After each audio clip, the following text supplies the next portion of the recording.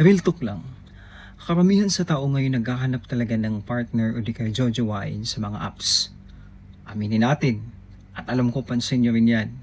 Kasi in this modern age, yun na yung paraan para makahanap talaga ng magiging mapapakasawa, magiging jowa, o kafling lang, o di kaya that just because of tawag ng laman. O, aminin nyo, nangyayari talaga yan ngayon. There's nothing wrong about that, to be honest. Pero minsan kasi nakakalimutan natin kung ano talaga yung purpose natin kung bakit tayo nandun sa applications. Mahirap kasi talagang makahanap ng seryoso. For some, it works for them na nakahanap nila yung mga partner nila na sincere talaga. But for some, it really doesn't work for them. Pero para doon sa mga taong naghahanap pa lang, huwag niyong madaliin. Bigyan niyo ng panahon, bigyan niyo ng time. Kung may nakakausap kayo ngayon na sa tingin nyo sincere ito, kilatisin nyo ng mabuti.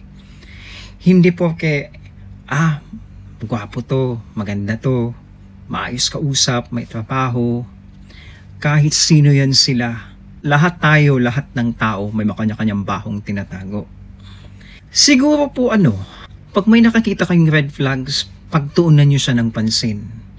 Kasi aminin natin, pag ang tao kasi talaga gusto ka ng tao at kahit gaano pa kahirap yan, kahit gaano pa kalayo yan, maghahanap at maghahanap ng paraan, makita ka lang, makausap ka lang, kahit gaano kakabisi yan, kahit gaano pa yan, maghahanap ng paraan yan.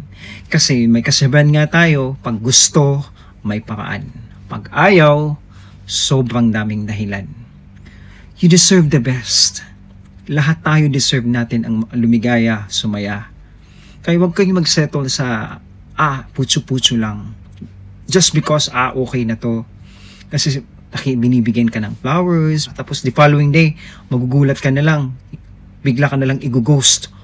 Magugulat ka lang, hindi na nagte-text. Magugulat ka na lang, ikaw pa tong tanong ka ng tanong, hahanapin mo kung nasa na.